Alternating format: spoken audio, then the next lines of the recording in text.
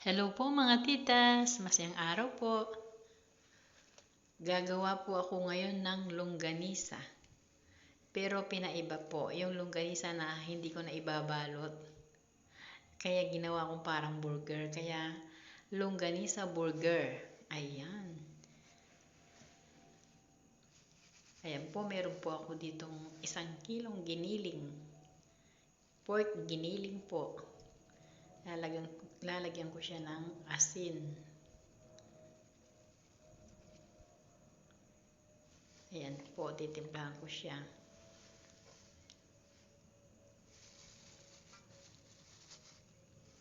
Yan, dinurog na bawang. Yan, talagang dinurog ko yung bawang para hindi siya malalaki. Yan po, lagyan ko ng 1 kutsarang suka, vinegar. Yan po. Yung pong suka, pampatibay ng buhay, sabi nga. Pampahaba ng life niya, para hindi po siya agad mapanis.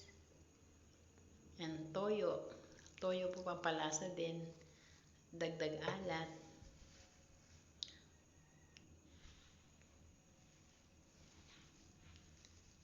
Ayan, tsaka paminta. Yan po paminta. Pwede rin po siyang lagyan ng food color or annatto powder, yung atsuete. Pero ako po hindi na. Ganyan na lang para normal lang yung kulay. Yan po, sugar. Mas maganda po kung may brown sugar. Pero dahil walang brown sugar, secondary lang yung wash na sugar ang nilagay ko. Pwede naman po, parehas lang po last. Ayan. Halu-haluin po. Pag halu-haluin, para magpantay-pantay po yung lasa, yung timpla. Dahil naubusan ako ng gloves, yung plastic na lang nilagay ko. At least nakabalot yung kamay pag hinahalo. Ayan po.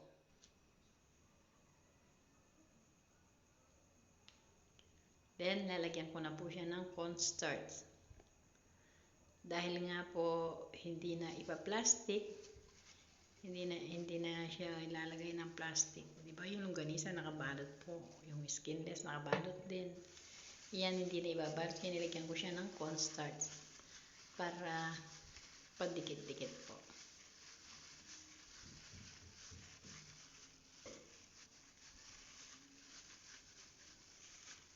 Yan, ganyan lang po. Halu-haluin lang.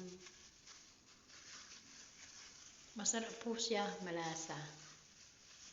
Lasa-lasa longganisa talaga. Pero parang burger din. Longganisa burger. Yan, try lang po. Try nyo din po, baka magustuhan nyo. Masarap po. Pwede rin siya sa mga bisita. Pwede po siya, masarap yung lasa. Yan po, tamang timpla lang.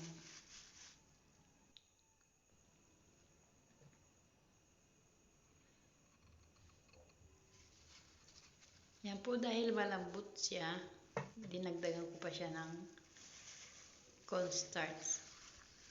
Pwede din pong harina. Harina po. Yan. Para medyo magdikit-dikit. Kanina kulang pa sa dikit.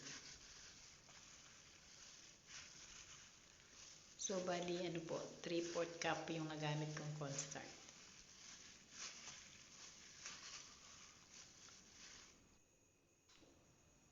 Maganda din po yung harina. Ayan po, oh, medyo okay na po yung timpla. Ayan, oh, pwede na siyang prito, na parang burger. Ayan po, natapos na siya. Tapos po, pwedeng i-freeze muna natin siya. Ilagay muna natin sa freezer.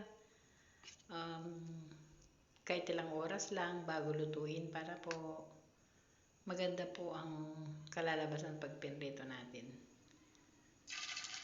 Pero ako po, dahil nagmamadali ako, gagawa lang, try ko na. Ayan. Try po. Kagagawa lang nagprito na ako. Nagmamadali, carry na po yan. Para masubukan ko. Kung magdikit-dikit na. Ayan, okay naman po. Magdikit-dikit na siya. Yung iba niya nire-ref muna. Pwede po yan na i-stock sa ref. Pag mga anak natin, magbe-breakfast sila. Ayan, sakto po. At ano na lang siya ng suka. Sausaw sa suka. Pwede rin sausaw sa ketchup. Kamatis. Ayan, pwede po. Ayan, pwedeng i-stock natin kahit po matagal siya sa ref. Pwede po yan. Hindi po masisira.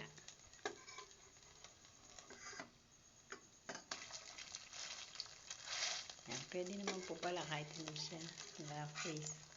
Pwede nang iprito.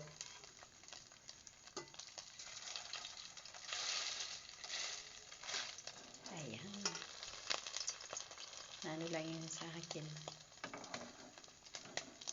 Well done lang yung pagkaprito ko. Pwede rin po kahit hindi pa ganyan ng pagkaprito. Medyo light ng konti, pwede rin. Ako lang kasi parang gusto ko yung well done. Ayan po. Tapos na, ang bilis-bilis po, madaling gawin. Pwede nating yan. Pwede nating ilagay sa handaan, paghanda, pwede po yan. Pwede rin yan po na stock natin para sa pag kumakain po tayo ng almusal, madali tayong maghanap ng prito. Ayan. Ayan po ang aking nagawa na. Maraming salamat po sa panonood. Thank you. Ingat-ingat po. God bless po sa lahat. God bless.